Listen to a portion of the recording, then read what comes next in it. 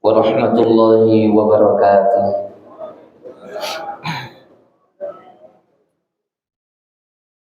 Bapak-bapak yang saya hormati, orang tua saya mohon izin dengan penuh rasa hormat tanpa mengurangi rasa hormat kami. Saya kepingin bersilaturahim dengan jenengan-jenengan semuanya dalam keadaan bertatap wajah yang dekat gitu Pak. Boleh nggak saya memohon panjenengan bapak-bapak yang ada di pinggir, bapak-bapak aja, nggak usah ibu-ibu, bapak-bapak maju ke depan, berada di soft yang ketiga ini, di soft yang ketiga. Terasa hangat sekali Pak kalau kita bisa berbicara, kemudian wajahnya itu bertatapnya dekat. Beginilah bagaimana orang-orang soleh, guru-guru kita ngajarin kalau kita buat majelis itu. Nah, gini Pak, terasa sekali silaturahim kita itu terasa hangat. Monggo tanpa mengurangi rasa hormat kami. Terima kasih atas pengertiannya. Nahmaduhu wa nusalli wa nusallimu ala rasulihil karim wa ala alihi wa sahbihi ajma'in. Qala Allah Ta'ala fi kitabihil karim, a'udzu billahi minasy syaithanir rajim. Bismillahirrahmanirrahim. Al-hajju ashhurun ma'lumat, faman farada fihinna al-hajja fala rafatha wala fusuqa wala jidala fil hajj. وَمَا تَفْعَلُوا مِنْ خَيْرٍ يَعْلَمْهُ اللَّهُ وَتَزَوَّدُوا فَإِنَّ خَيْرَ الزَّادِ التَّقْوَى وَاتَّقُونِ يَا أُولِي الْأَلْبَابِ. وقال النبي صلى الله عليه وسلم الحج المبرور ليس له الجزاء إلا الجنة أو كما قال النبي صلى الله عليه وسلم. Bapak Ibu yang dirahmati Allah Subhanahu wa taala, alhamdulillah, jutaan kalimat syukur kita haturkan kehadiran Allah Subhanahu wa taala di pagi hari yang cerah ini. Kita bisa duduk bersama di dalam majlis yang insya Allah majlis kita adalah majlis yang penuh dengan berkah Allah Subhanahu wa taala. Karena di antara yang duduk di dalam majlis ini ada orang-orang yang dipanggil oleh Allah menjadi tamunya. Maka orang-orang yang dekat dengan tamu-tamunya Allah turut mendoakan, turut senang, turut bahagia, maka insya Allah kecipratan berkah-berkahnya juga. Mudah-mudahan kita yang belum dipanggil oleh Allah untuk datang ke Baitullah, untuk hijrah, bertamu dengan Rasulullah Sallallahu Alaihi Wasallam, suatu saat nanti sebelum kita meninggal dunia, diizinkan Allah untuk hadir ke sana menjadi tamunya Allah. Amin amin ya rabbal. Bapak Ibu yang dirahmati Allah, mohon maaf saya diminta untuk memberikan nasihat.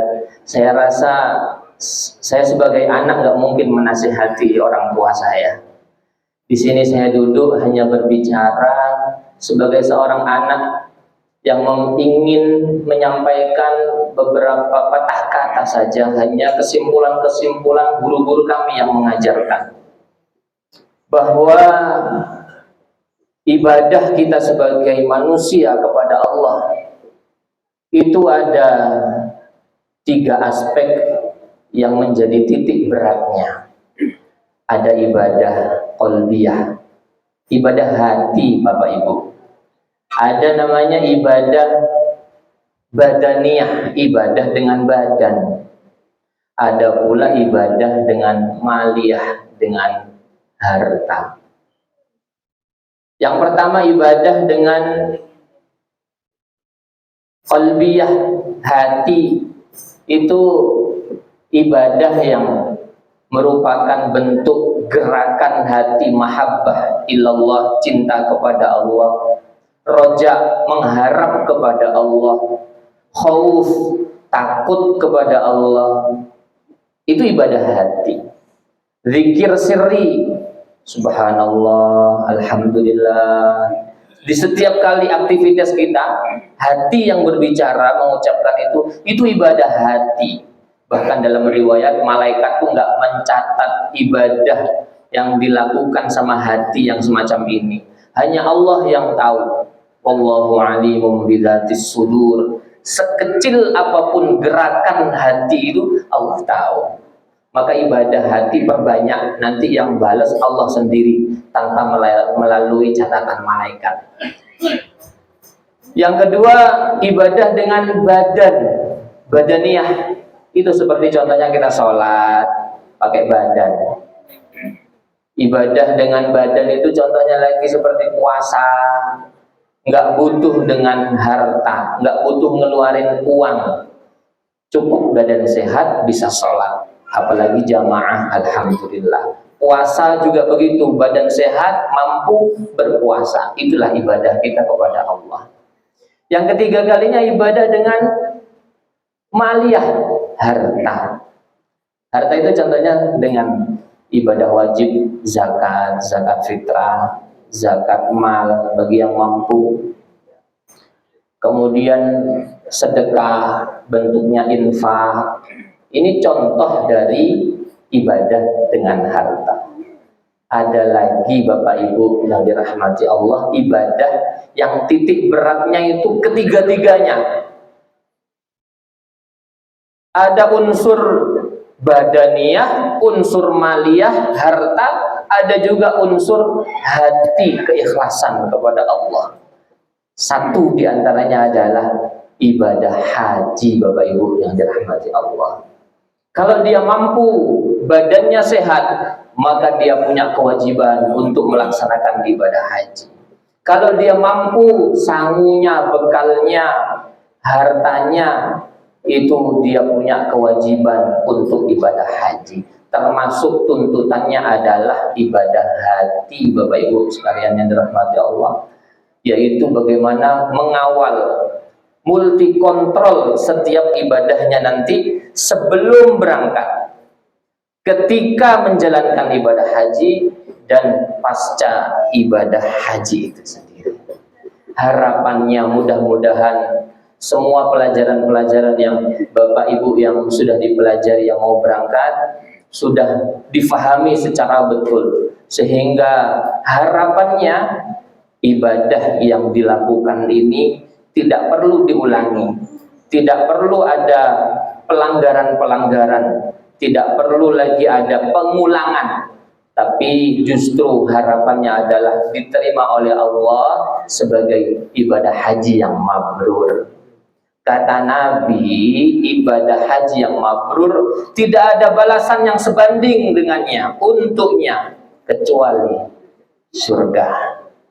Bapak Ibu, surga itu mahal, nggak bisa didapat dengan hanya kepengen masuk ke dalam surga. Harus berusaha dengan ibadah badan seperti sholat, puasa dan sebagainya, ibadah dengan harta, sedekah, infak, zakat dan sebagainya, ibadah dengan hati yang setiap saat kita lakukan untuk berzikir kepada Allah.